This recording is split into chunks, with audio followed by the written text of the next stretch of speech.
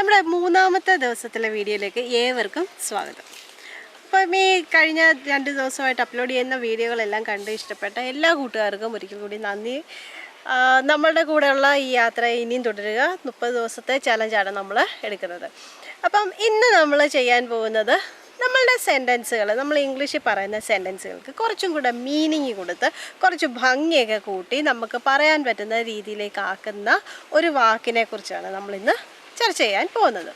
അപ്പം നമ്മുടെ വീഡിയോ ആദ്യമായിട്ട് കാണുകയാണെങ്കിൽ ചാനലൊന്ന് സബ്സ്ക്രൈബ് ചെയ്ത് തൊട്ടടുത്തുള്ള ആ ബെല്ലൈക്കൺ ഒന്ന് അടിച്ചു പൊട്ടിച്ച് ആ ഓൾ എന്നുള്ള ഓപ്ഷൻ ഓൺ ചെയ്ത് കഴിഞ്ഞാൽ നമ്മളിടുന്ന എല്ലാ വീഡിയോയുടെയും നോട്ടിഫിക്കേഷൻസ് നിങ്ങൾക്ക് അപ്പം തന്നെ ലഭിക്കുന്നതായിരിക്കും. പിന്നെ വീഡിയോ ഇഷ്ടപ്പെട്ടാൽ ലൈക്ക് ചെയ്യുക, ഷെയർ ചെയ്യുക, ഇഷ്ടപ്പെട്ടില്ല ഡിസ്ലൈക്ക് ചെയ്യുക. നിങ്ങളുടെ സംശയങ്ങളും നിർദ്ദേശങ്ങളും എല്ലാം തന്നെ നമ്മുടെ കമൻറ്റ് ബോക്സിൽ കമൻസ് ആയിട്ട് ഇടുക. വീഡിയോ ഫേസ്ബുക്കിൽ കൂടെ കാണുകയാണെങ്കിൽ പേജ് ഒന്ന് ലൈക്ക് ചെയ്യുക, ഫോളോ ചെയ്യുക, കമൻസ് ഇടുക, വീഡിയോസ് ഒന്ന് ഷെയർ ചെയ്യുക. അപ്പോൾ നമുക്ക് ഇന്ന് കാണാൻ പോകുന്ന ടോപ്പിക്കിനെ കുറിച്ച് പറയാം.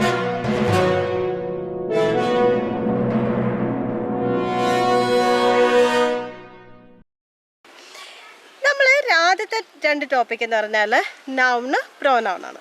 ഇന്ന് നമ്മൾ കാണാൻ പോകുന്നത് അതിനെ കുറച്ചും കൂടെ, അല്ലെങ്കിൽ നൗണിനെയും പ്രോനൗണിനും കുറച്ചും കൂടെ മീനിങ്സ് കൊടുക്കുന്നതും അല്ലെങ്കിൽ ഡിസ്ക്രൈബ് ചെയ്യുന്നതുമായ ഒരു വാക്കിനെ കുറിച്ചാണ്. അതാണ് നമ്മുടെ അഡ്ജക്റ്റീവ് എന്ന് പറയുന്നത്. നമ്മൾ ഇപ്പം സ്കൂളിൽ നമ്മൾ ഗ്രാമറൊക്കെ പഠിക്കുമ്പം നമ്മൾ നൗണും പ്രോനൗണും ഒക്കെ പഠിച്ചു കഴിഞ്ഞിട്ട് അഡ്ജക്റ്റീവ് പഠിക്കുന്നത് നമ്മൾ വേറെ എപ്പോഴോ ആയിരിക്കും. ഇത് ഒരു കണക്ഷനായിട്ടായിരിക്കത്തില്ല പഠിക്കുന്നത്. പക്ഷേങ്കിൽ നൗൺ പ്രോനൗണിൻ്റെ കൂടെ തന്നെ വേണം നമ്മൾ അഡ്ജക്റ്റീവ് പഠിക്കാനായിട്ട്. ഇതാണ് നമ്മുടെ പാർട്സ് ഓഫ് സ്പീച്ചിൻ്റെ 3ാമത്തെ സെക്ഷൻ. അഡ്ജക്റ്റീവ് എന്ന് പറഞ്ഞാൽ എന്താണ്? അഡ്ജക്റ്റീവ് എന്ന് പറയുന്നത് ഒരു വാക്ക്, ഒരു ചെറിയൊരു വാക്കായിരിക്കും ചിലപ്പം.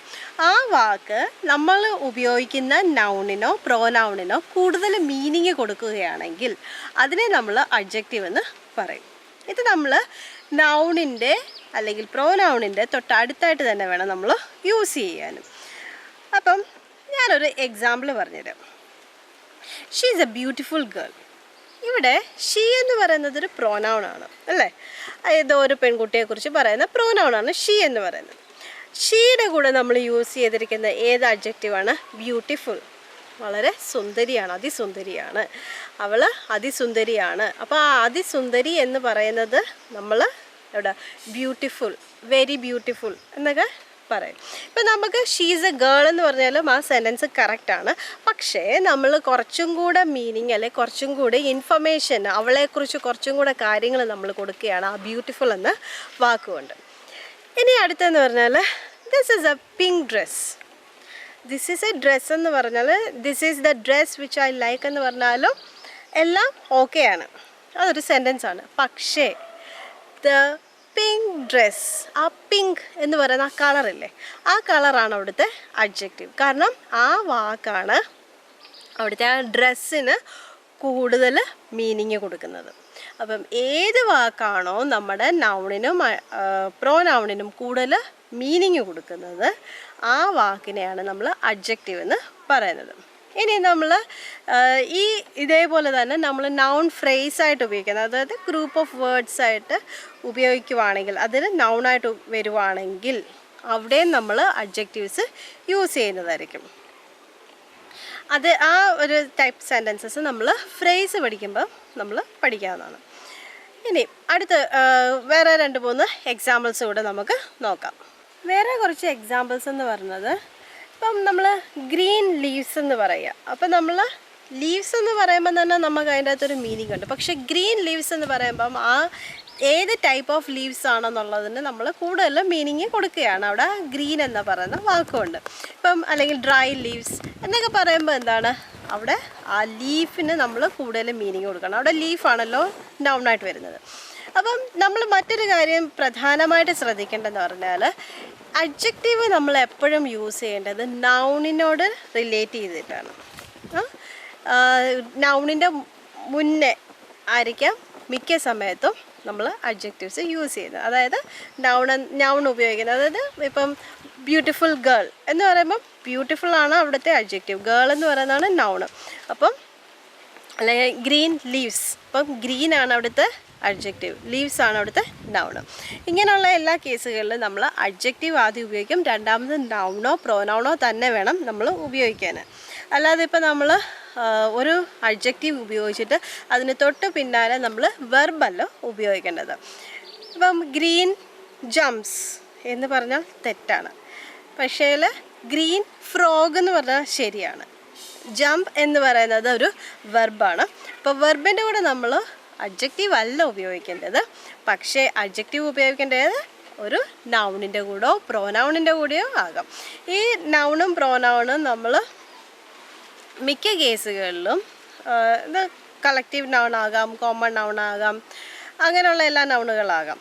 പക്ഷെ നമ്മൾ പ്രോപ്പർ നൗൺസ് സാധാരണയായിട്ട് ഉപയോഗിക്കാറില്ല. ഇപ്പം നമ്മൾ പറഞ്ഞില്ലേ പ്രോപ്പർ നൗണിൻ്റെ കൂടെ അഡ്ജക്റ്റീവ്സ് യൂസ് ചെയ്തില്ലെന്ന്. പക്ഷേ നമ്മൾ പ്രോപ്പർ നൗണിനെ തന്നെ നമുക്കൊരു അഡ്ജക്റ്റീവായിട്ട് യൂസ് ചെയ്യും. ഒരു എക്സാമ്പിൾ ഞാൻ പറയാം. ഷേക്സ്പിയറിനെ റിലേറ്റ് ചെയ്തിട്ടുള്ളൊരു കാര്യമാണെങ്കിൽ ഷേക്സ്പീരിയൻ, ഇപ്പോൾ ഷേക്സ്പീരിയൻ ട്രാജഡീസ് എന്ന് പറഞ്ഞിട്ട് നമുക്ക് പറയാം, അല്ലെങ്കിൽ ഷേക്സ്പീരിയൻ കോമഡീസ് എന്ന് പറയാം. അവിടെ ഷേക്സ്പീരിയൻ എന്ന് പറയുന്നത് ഒരു അഡ്ജക്റ്റീവാണ്. അല്ലെങ്കിൽ ഇപ്പം ഇപ്പോൾ ഇന്ത്യയെ സംബന്ധിച്ചിട്ടുള്ളതാണെങ്കിൽ ഇന്ത്യൻ ഫുഡ് അല്ലെ ഇറ്റാലിയൻ ഫുഡ് എന്നൊക്കെ പറഞ്ഞ് നമ്മൾ പറയത്തില്ലേ, അതവിടെ ആ വാക്ക് അല്ലെ ആ രാജ്യത്തിൻ്റെ അതിനെ ആ ഒരു വാക്കാണ് നമ്മളവിടെ അഡ്ജക്റ്റീവായിട്ട് വരുന്നത്. അപ്പം ഇറ്റാലിയൻ ആകാം, സ്പാനിഷ് ആകാം, ചൈനീസ് ആകാം, ഇതെല്ലാം അഡ്ജക്റ്റീവ്സ് ആണ്. അപ്പം പ്രോപ്പർ നൗൺ ഇതെന്നെ പറയുന്നത് പ്രോപ്പർ അഡ്ജക്റ്റീവ്സ് എന്നാണ്. പ്രോപ്പർ നൗണിൻ്റെ കേസിലാണെങ്കിൽ നമ്മളെങ്ങനെ പറയും, ആ പ്രോപ്പർ നൗണിനെ തന്നെ നമ്മൾ അഡ്ജക്റ്റീവാക്കി മാറ്റുകയാണ് ചെയ്യുന്നത്.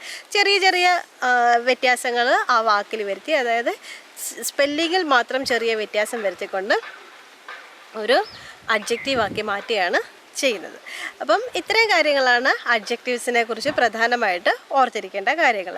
അഡ്ജക്റ്റീവ് എഴുതുമ്പോൾ എപ്പോഴും ഒരു കാര്യം മാത്രം ശ്രദ്ധിക്കുക, ഇത് വരുന്നത് നൗണിൻ്റെയോ പ്രോനൗണിൻ്റെയോ തൊട്ടടുത്തായിരിക്കും എന്നുള്ളതാണ് ഏറ്റവും പ്രധാനപ്പെട്ട കാര്യം. ബാക്കി നമ്മൾ ഉപയോഗിക്കുന്ന സെൻറ്റൻസിൻ്റെ അനുസരിച്ചിട്ട് നമുക്ക് യൂസ് ചെയ്യാനായിട്ട് സാധിക്കുന്നതാണ്. അപ്പം നമ്മൾ സാധാരണ യൂസ് ചെയ്യുന്ന അഡ്ജക്റ്റീവ്സ് എന്ന് പറയുമ്പോൾ ഇപ്പോൾ ഒരു ജെൻഡർ ബേസ്ഡ് ആണെങ്കിൽ ഇപ്പം സ്ത്രീകളെ കുറിച്ചാണെങ്കിൽ ബ്യൂട്ടിഫുൾ പറയുമ്പോൾ നമ്മളത് പുരുഷന്മാരെ കുറിച്ച് പറയുമ്പം ഹാൻസം പറയും അല്ലേ. അപ്പോൾ അതുപോലെ നമ്മൾ ഏതെങ്കിലും കളറ് പറയുമ്പോഴും അതും ഒരു അഡ്ജക്റ്റീവായിട്ട് വരും. പിന്നെ എന്താണ് നമ്മുടെ സൈസ് അനുസരിച്ചിട്ട് അതെല്ലാം തന്നെ അഡ്ജക്റ്റീവ്സ് ആയിട്ട് തന്നെയാണ് വരുന്നത്. കാരണം അതെല്ലാം നമ്മൾ റെഫർ ചെയ്യുന്നത് ഏതെങ്കിലും ഒരു നൗണിനെയോ പ്രോനൗണിനെ കുറിച്ചിട്ടായിരിക്കും. അപ്പം ഇത്രയും കാര്യങ്ങളാണ് നമ്മൾ അഡ്ജക്റ്റീവ്സിനെ കുറിച്ച് ഓർത്തിരിക്കേണ്ടത്. ഇത്രയും കാര്യങ്ങൾ പറഞ്ഞുകൊണ്ട് നമ്മൾ ഈ വീഡിയോ അവസാനിപ്പിക്കുകയാണ്. അപ്പം ഇനി അടുത്ത ദിവസങ്ങളിൽ അടുത്തടുത്ത പാർട്സ് ഓഫ് സ്പീച്ചും കൂടുതലായിട്ടുള്ള ഇംഗ്ലീഷ് ഗ്രാമറും ആ ഗ്രാമർ ഉപയോഗിച്ച് തന്നെ നമുക്ക് സംസാരിക്കാനുള്ള ഒരു കഴിവും ഡെവലപ്പ് ചെയ്യുന്ന കുറച്ച് എപ്പിസോഡുകളാണ് നമ്മുടെ ഇനിയും വരുന്ന എല്ലാ എപ്പിസോഡുകളും. പുതിയൊരു എപ്പിസോഡുമായിട്ട് വേഗം തന്നെ വരുന്നതായിരിക്കും. ബൈ.